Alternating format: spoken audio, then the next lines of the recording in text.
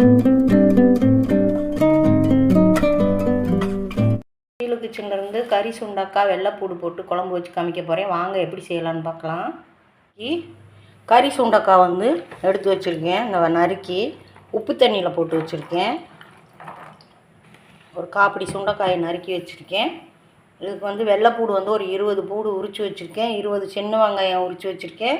ஒரு பெரிய சைஸ் தக்காளி பொடியாக நறுக்கி வச்சுருக்கேன். 4 பச்சை மிளகா, கருவேப்பிலை எடுத்து வச்சுருக்கேன் தாளிக்கிறதுக்கு. புளி ஊற வச்சுருக்கேன். இப்போ நம்ம குழம்பு தாளிக்கிறத பார்த்துடலாம். இப்போ கடாய் அடுப்பில் வச்சுருக்கேன்.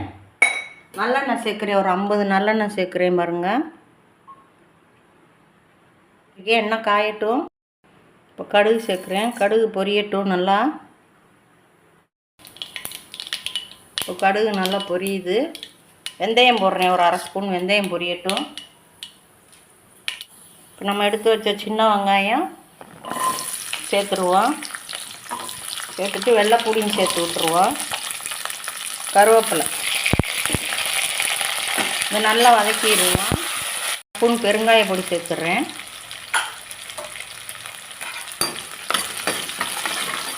வெங்காயம் பூண்டெல்லாம் நல்லா வதங்கிடுச்சு.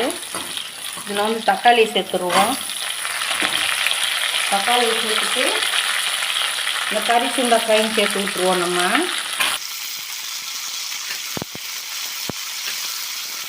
இதை நல்லா வதக்கிடலாம்.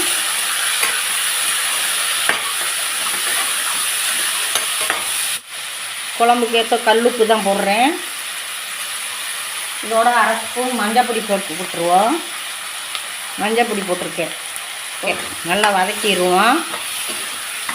இது நல்லா வதங்கட்டும். ஓப்பன் பண்ணி பார்ப்போம்.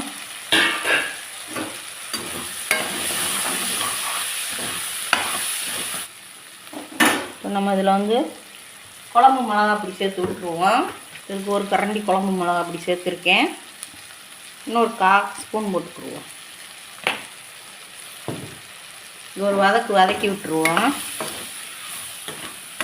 நான் எடுத்து வச்ச புளி கரைச்சி வச்சுருக்கேன். ஊற்றிடுறேன்.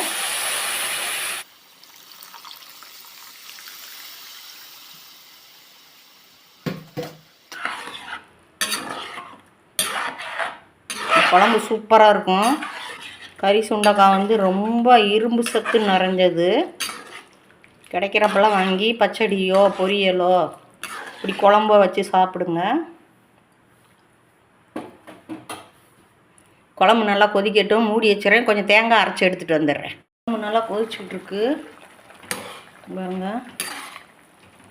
இதில் வந்து நம்ம அரைச்சி வச்ச தேங்காயை சேர்த்து விட்ருவோம். சும்மா கொஞ்சமாக தான் சேர்க்குறேன். ஒரு சில்லு அளவுக்கு. கொஞ்சம் மிக்ஸி ஜார் கழுவி தண்ணி சேர்த்துருவோம். அவ்வளோதான். ஒரு மூடி போட்டுருவோம். அரை மூடி. இப்போ குழம்பு நல்லா கொதிக்க ஆரம்பிச்சிருச்சு. 4 பச்சை மிளகா சேர்க்குறேன். காம்பு எடுத்துட்டு இப்படி அமுக்கி போடணும். காம்புக்கிட்ட போட்டிருக்கேன். இப்போ குழம்பு நல்லா கொதிச்சு எண்ணெய் பிரிஞ்சு வரட்டும். ஓப்பன் பண்ணிடலாம். சூப்பரான கறி சுண்டைக்காய் குழம்பு ரெடி ஆயிடுச்சு. இப்போ நான் அடுப்பு ஆஃப் பண்ணிட்டேன். ஷீலு கிச்சன்லேருந்து கறி சுண்டைக்காய் குழம்பு வச்சு காமிச்சிருக்கேன். நீங்களும் இதேமாரி செஞ்சு பாருங்கள். இந்த குழம்பு வந்து கறி சுண்டைக்காய் வந்து ரொம்ப அயன் சத்து நிறைஞ்சது. எதிர்ப்பு சக்தி நிறையா கிடைக்கும். வகுத்து புண்ணு, வாய் புண்ணெல்லாம் நல்லா ஆறிடும். குடல் புண்ணெல்லாம்.